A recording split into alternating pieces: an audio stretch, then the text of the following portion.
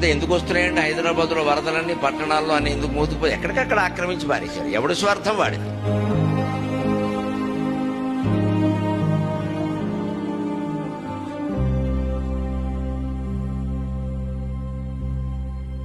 అందుకే రాష్ట్ర ప్రభుత్వం ఆలోచన చేసి ఎవరు ఏమనుకున్నా సరే, ఎవరు ఎలాంటి విమర్శలు చేసినా సరే నియంత్రించదలుచుకున్నాం, నిలువరించదలుచుకున్నాం, అవసరమైతే నిర్మూలించదలుచుకున్నాం ఆక్రమణదారులను. అందుకే ఈ రోజు హైడ్రాన్ ఏర్పాటు చేసినాం.